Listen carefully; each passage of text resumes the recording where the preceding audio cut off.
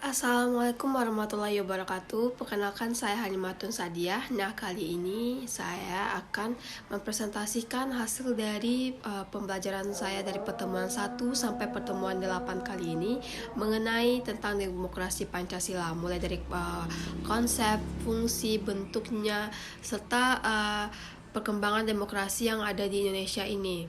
Nah, sebelumnya saya akan membahas tentang makna dan konsep demokrasi.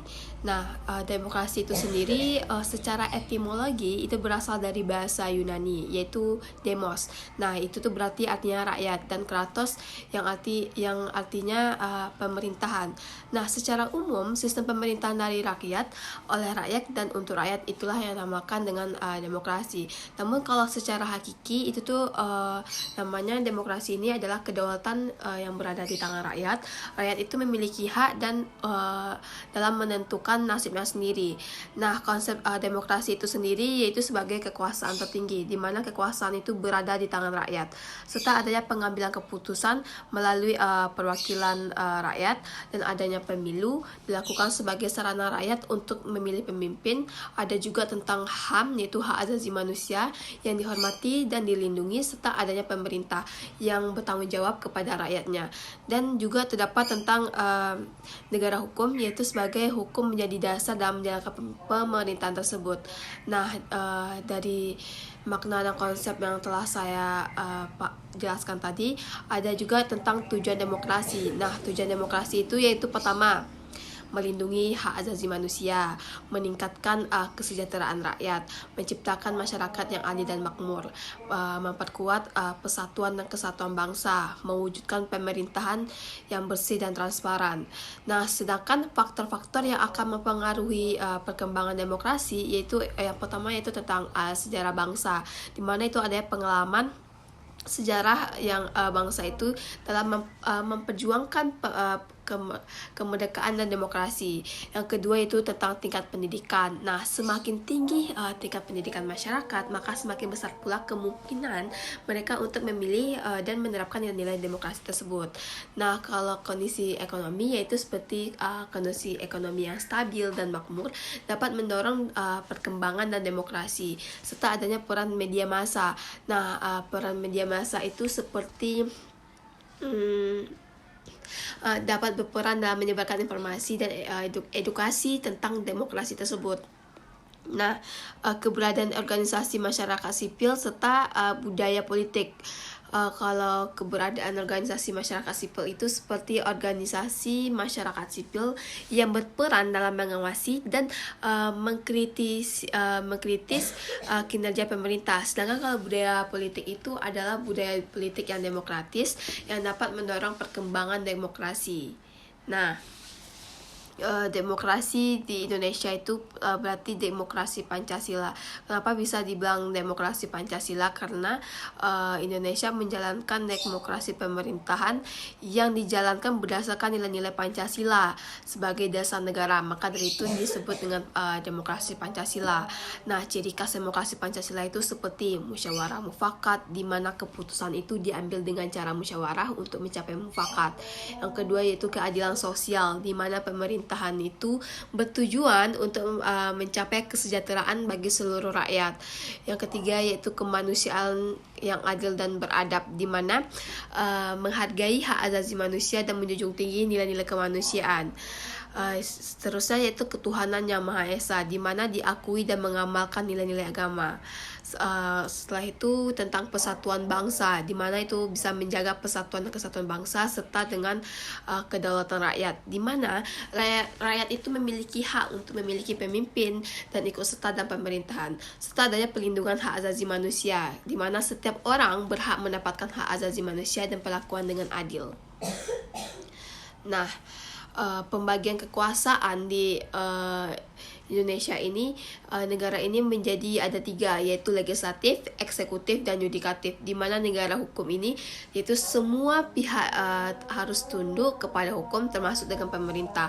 Dan terakhir yaitu tentang keadilan sosial, di mana pemerintahan harus menciptakan keadilan sosial bagi seluruh rakyat Indonesia. Nah, itu saja sekian dari saya tentang ciri-ciri demokrasi Pancasila, dan selanjutnya akan saya bahas tentang tujuan demokrasi Pancasila, di mana tujuan demokrasi Pancasila itu sendiri yaitu melindungi hak asasi manusia, meningkatkan kesejahteraan rakyat, menciptakan masyarakat yang adil dan makmur, memperkuat persatuan dan kesatuan bangsa, mewujudkan pemerintahan yang bersih dan transparan. Nah, dari sistem demokrasi Indonesia ini adanya perkembangan dari awal sampai saat ini. Itu ada 4 kali periode. Yaitu yang pertama yaitu sistem parlementer, di mana itu dari tahun 1950 sampai 1959. Di mana itu sistem pemerintahan ini parlemen ini memiliki kekuasaan yang lebih besar daripada presiden. Awal mulanya itu tuh diterapkan setelah kemerdekaan Indonesia sebagai bentuk pemerintahan yang dianggap sesuai dengan kondisi saat itu. Nah, di mana ciri sistem demokrasi parlementer itu yaitu Kabinet Menteri bertanggung jawab kepada Parlemen, Perdana Menteri sebagai pemimpin kabinet, Presiden sebagai kepala negara dengan peran seremonial. Nah, tapi di masa akhir demokrasi parlementer ini nih berakhir di tahun 1959 karena berbagai faktor sebagai krisis politik, ekonomi, dan serta pemberontakan bersenjata. Dan lahirlah demokrasi terpimpin di tahun 1959 itu sampai 1965, di mana sistem pemerintahan ini presiden memiliki kekuasaan yang besar dan kewenangan untuk mengambil keputusan tanpa persetujuan parlemen. Nah, awal mulanya itu diterapkan oleh Presiden Soekarno dengan tujuan untuk mengatasi krisis politik dan ekonomi yang terjadi pada masa demokrasi parlementer. Ciri demokrasi ini yaitu demokrasi terpimpin ini, presiden itu memiliki kekuasaan yang besar dan kewenangan untuk mengambil keputusan itu tanpa persetujuan parlemen. Terus pembatasan kebebasan pers itu dan berekspresi, kita bisa dominasi militer dan berpolitik, dan masa akhirnya yaitu berakhir pada tahun 1965 dengan peristiwa gerakan 30 September G30 SPKI, di mana itu tuh kalau untuk mudah mengingatnya Soeharto yang naik menjadi presiden. Nah, langsunglah pada demokrasi Pancasila yaitu di Orde Baru, yaitu di tahun 1966 sampai di 1998. Nah, di mana sistem pemerintahan ini dijalankan dengan berlandaskan nilai Pancasila sebagai dasar negara. Nah, awal mulanya itu diterapkan oleh Soeharto setelah peristiwa G30 SPKI itu dengan tujuan untuk menciptakan kestabilan politik dan ekonomi. Nah, ciri dari sistem ini yaitu penekanan pada stabilitas politik dan ekonomi, peran pemerintah yang dominan dalam berbagai bidang, pembatasan kebebasan pers dan berekspresi. Namun di masa akhirnya itu berakhir pada tahun 1998, di mana adanya krisis politik dan ekonomi yang melanda Indonesia.